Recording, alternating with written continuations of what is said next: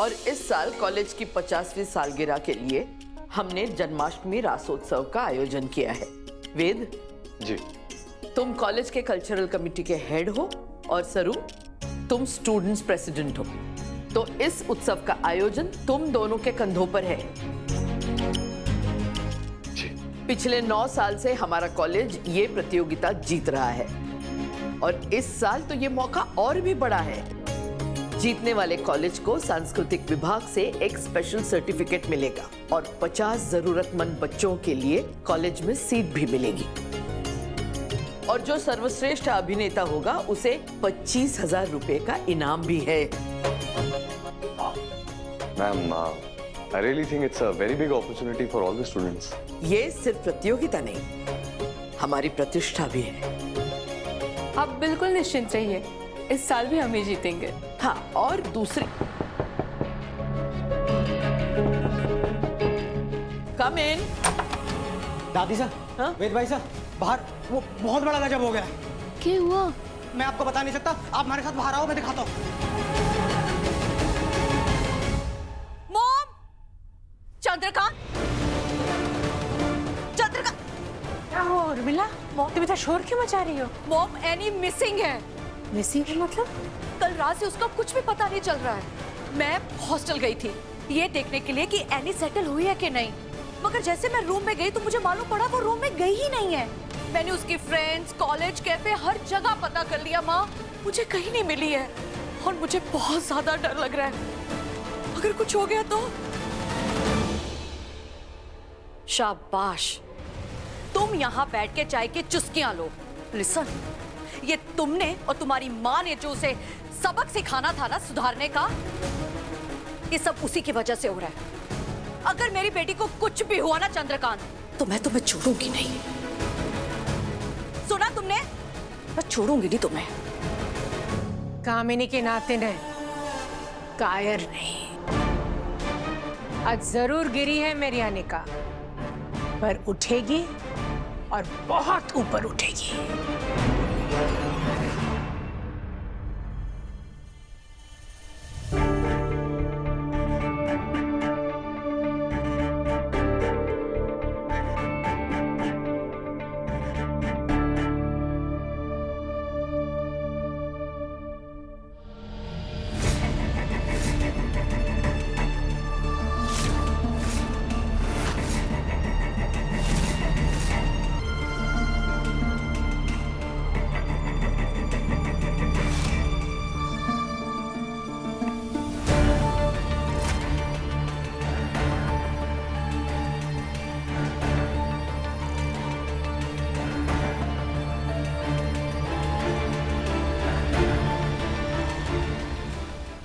पल्ला, ये तो वही बात हो गई, 900 चूहे खा के बिल्ली हज को चली। हाँ सही कह रहा है, मुंह पे धूल लगी है और कांच साफ कर रही है। क्या है ये? इट्स शॉकिंग यार। ये तो इम्पॉसिबल है। ये तो उस गवार से भी ज्यादा अजीब लग रही है।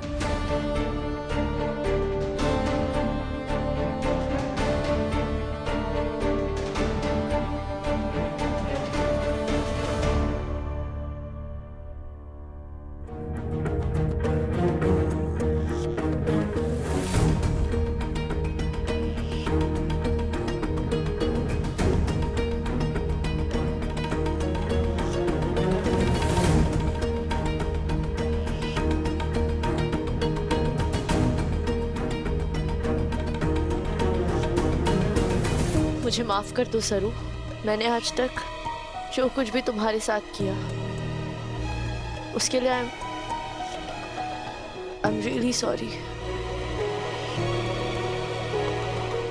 आई नो इम्पॉसिबल होगा, लेकिन हो सके तो प्लीज मुझे माफ कर दो।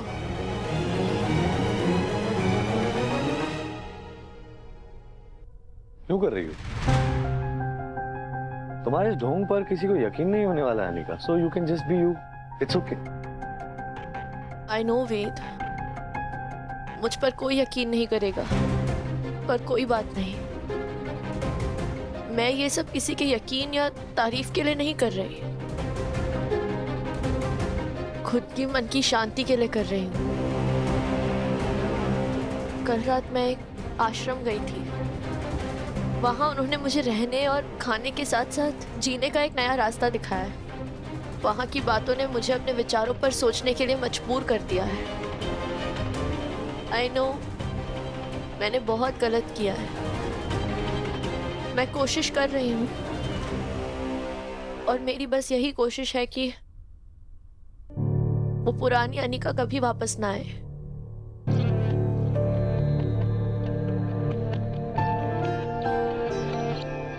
सरू, हो सके तो मुझे माफ कर देना।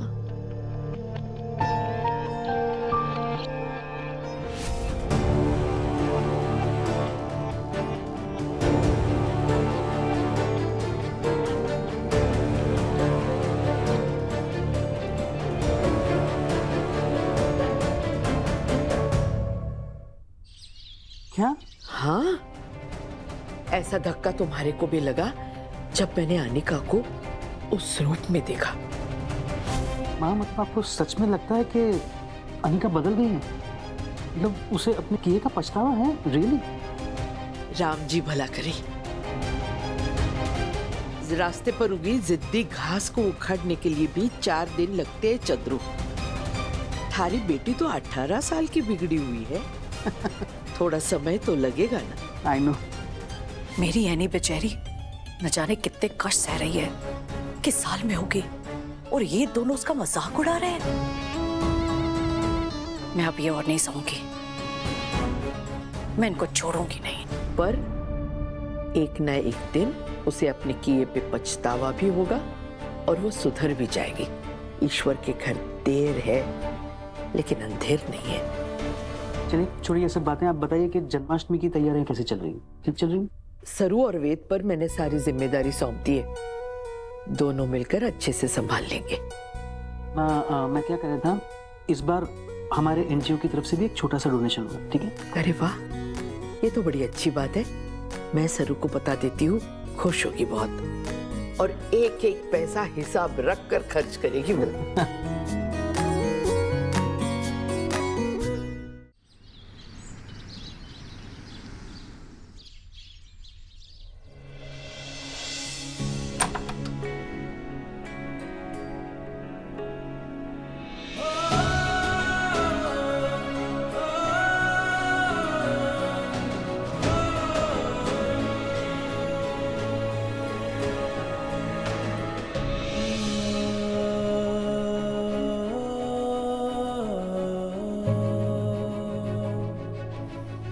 केसरिया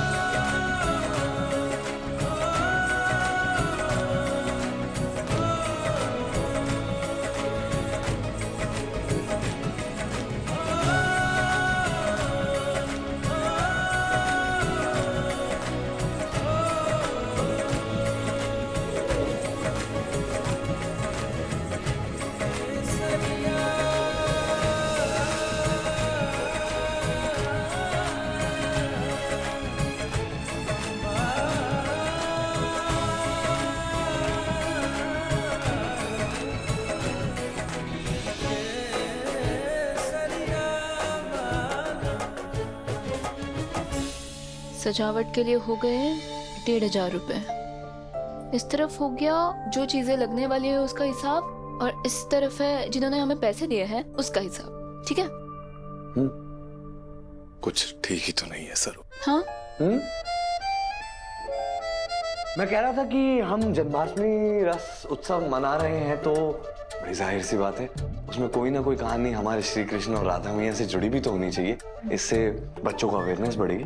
हाँ, तो मैं सोच रहा था एक कंपटीशन रखते हैं जिसमें श्री कृष्ण और राधा मैया के रिलेटेड कोई थॉट हो, जैसे कि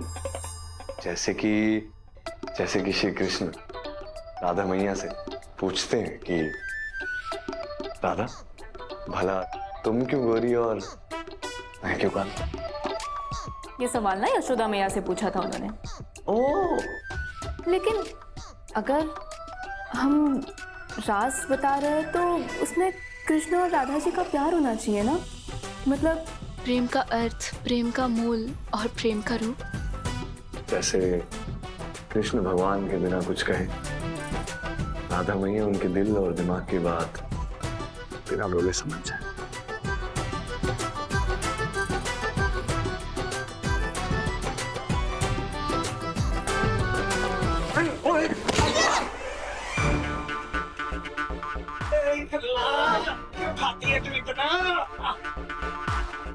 आ जाओ अंदर आ जाओ।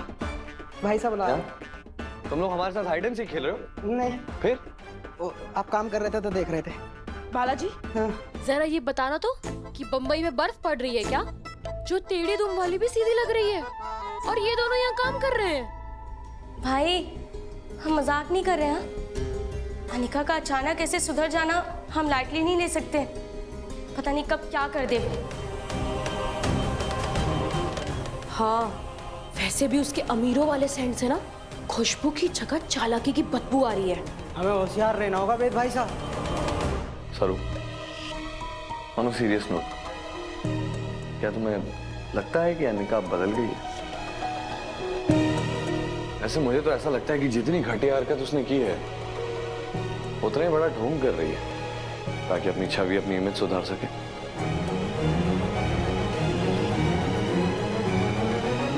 हमारा मतलब था कि वो चाहे जो भी सोचे, जो भी करे, कैसी भी चाल चले, हमें उससे क्या है। अपने काम से काम रखते हैं और कंपटीशन में एक अच्छा सा नाटक बिठा के अपने कॉलेज को जीत दिलवाते हैं। दादी सा से वादा जो किया है। और रही बात अनिका की, तो अनिका का अनिका देख लेगी और ऐसा क्या ही कर लेगी वो। सही बात है। सरू वैसे तो बदल ही नहीं सकती ना। अच्छी रहेगी। समझ गए?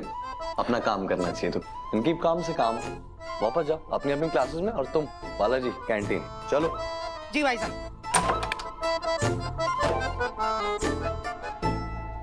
वेद साहब, मैं ना वो पुराने सामान वाले कमरे से पहले वाले सालों का रजिस्टर लेकर आती हूँ। इससे हमारे को पैसों का भी अंदाजा आ जाएगा और हिसाब लगाने में भी मदद हो जाएगी। आप एक काम कीजिए, आप ये सब हिसाब किताब है ना अपने लैपटॉप में दर्ज करवा लीजिए, ठीक है?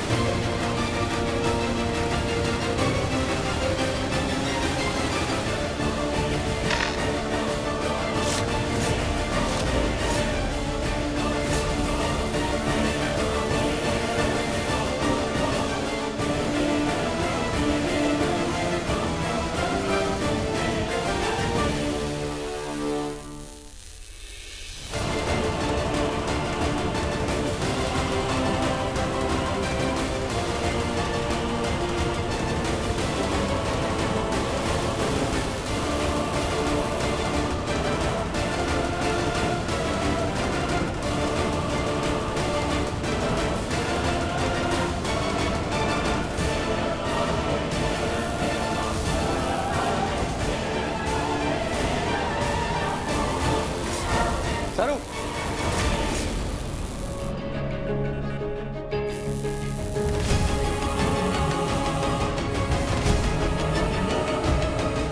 ये अन्नपूर्णा जी का कॉल है तुम्हारे लिए।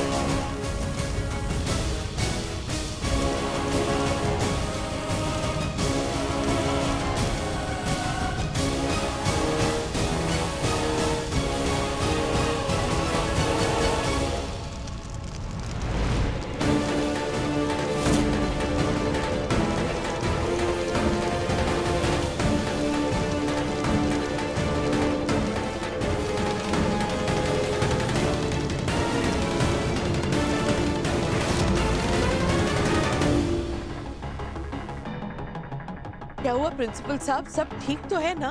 मैडम शॉर्ट सर्किट हो गया था स्टोर रूम में, उस वजह से लाइट चली गई। काम चल रहा है, जल्दी लाइट आ जाएगी। सरू वेद, तुम ठीक हो ना? जी। अच्छा हुआ तुमने मारे को फोन करके बुला लिया। मैडम इन सब की वजह सरू है। क्या?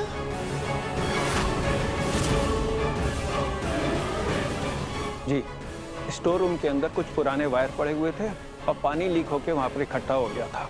पता नहीं ये वहाँ क्या करने गई थी, इसने वहाँ देखा कि नहीं देखा, इसके हाथ से फोन वहाँ पे गिर गया और वहाँ ब्लास्ट हो गया। अब इस सब में करीब 25,000 रुपए का खर्चा आएगा। अब इसको उसकी जिम्मेदारी लेनी चाहिए और फाइन भरना चाहिए। पर इसमें सरू की गलती कैसी है? मैडम आपका फैसला आखिरी फैसला होगा। आप चाहे तो सरू को माफ कर सकती हैं, लेकिन नियम तो नियम है ना। अगर इसके बाद में किसी से कोई नुकसान होता है तो मैं उसको भी सजा नहीं दे पाऊंगा। 25,000? इतने पैसे मैं कहाँ से लाऊंगी? प्रिंसिपल साहब फाइन वाइन तो ठीक है, पर एक बात बताइए, रिस्पॉन्सिबल तो वो इंसान होना चाहिए ना जिसकी वजह से वहां पर पानी था, साथ में वायर्स भी थी, और उसी इंसान को जिम्मेदारी के चलते पनिशमेंट मिलनी चाहिए और ये फाइन भी। तो सरू क्यों भरेगी फाइन? हाँ, किसी ने तो ये जानबूझकर किया है ताकि सरू को चोट आए। और वो और कोई नहीं, अनिका ने ही किया होगा ये सब। आई बड़ी सफेद कपड़े पहन के अपना काला दिल छुपा रही थी। हाँ, मैंने किया है।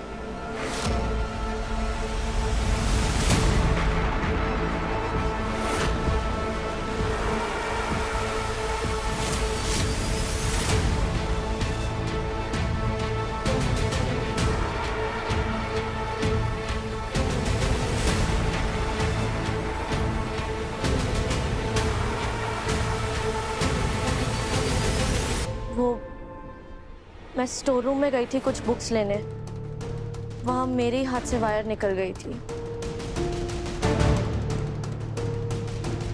पानी पहले से ही गिरा हुआ था। मैं जैनिटर को बुलाने गई थी लेकिन उससे पहले ही ये सब हो गया। लेकिन अल्टीमेटली गलती तो मेरी ही है। चोर चोरी से जाए लेकिन हेरा फेरी से ना जाए। तूने ये सब जानबूझकर किया है ना ताकि सरू को चोट आए? ना फुल्ला, अगर जानबूझ के करती तो सच ना बताती। प्रिंसिपल साहब, गुनहगार ने अपना जुर्म खुद सबके सामने माना है, तो फाइन सरू नहीं अनिका भरेगी, और वो भी पूरे 25,000 रुपए। प्रिंसिपल सर, सही कह रही हूं ना मैं? जो नियम है वो है, ये हमारे नहीं आपके शब्द है। और नियम सबके लिए बराबर होने चाहिए। 1 महीने का समय है थारे पास। 25,000 कमाओ, जो नुकसान किया है उसका जुर्माना भरो।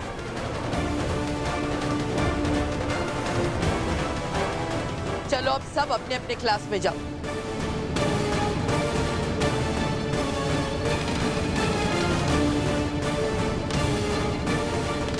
सरू चल।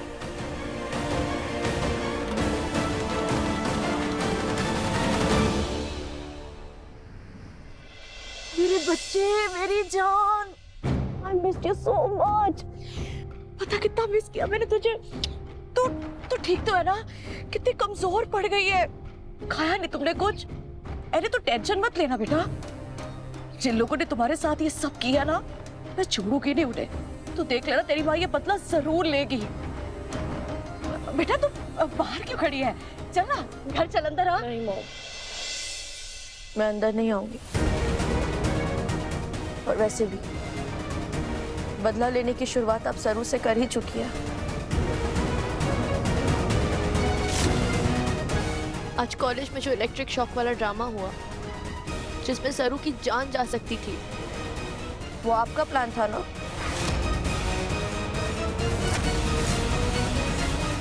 हाँ, मेरा प्लान था। तो उस गवार की वजह से ये सब कुछ हो रहा है तुम्हारे साथ। कैसे जाने देती उसे मैं? सजा तो मिलनी थी। बची तो नहीं ना? बच गई। थैंकफुली बच गई मॉम, और उसे कुछ नहीं हुआ। वरना मैं खुद को माफ नहीं कर पाती, और आपकी इस हरकत का ब्लेम मैंने खुद पर ले लिया। क्यों एनी, तू पागल हो गई है? क्यों किया तूने ऐसे? बच्चे तुझे तो इस प्लान के बारे में कुछ पता भी नहीं था। मुझे अभी अकल आई है। मैं पहले ही बहुत गलत कर चुकी हूँ। प्लानिंग, प्लॉटिंग, इंसल्ट्स, सरू के साथ, सबके साथ। लेकिन अब और नहीं। सब कुछ खोकर मुझे समझ आया कि मैं कितनी स्टूपिड और कितनी सेल्फिश थी, और कई बार सजा मिलना कितना जरूरी होता है। ये तो बच्चे मॉम, आप और नानी इस बात को समझ जाइए और प्लीज ऐसी हरकत करना बंद कर दीजिए। क्या बोल रही है? नहीं तो क्या हो गया है? हाँ मॉम, और आपके इस प्लान का इल्जाम मैंने अपने सर पर ले लिया है। इसलिए कॉलेज में स्टोर रूम खराब होने के जो 25,000 का फाइन है, वो सरू नहीं, मैं भरूंगी। यानी क्या बोल रही है बच्चे? कैसे भरेगी तू? तेरे पास तो पैसे भी नहीं है। ओके ओके, मैं काम करती हूँ, वो पैसे ना मैं तुम्हें ला के देती हूँ। नो मॉम, पैसे मैं खुद कमाऊंगी और फाइन भी मैं खुद ही भरूंगी।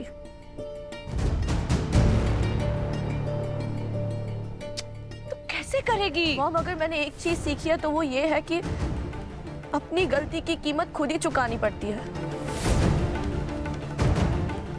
और आप लोग भी ये बात समझ जाइए और सुधर जाइए।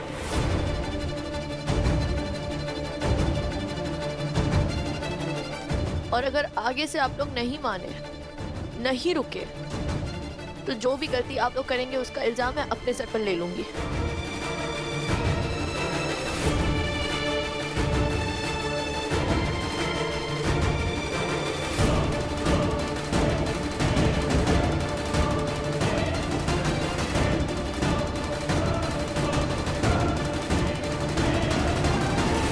इसका मतलब कॉलेज में जो शॉर्ट सर्किट हुआ था वो अनिका ने ना उर्मिला जी ने किया था।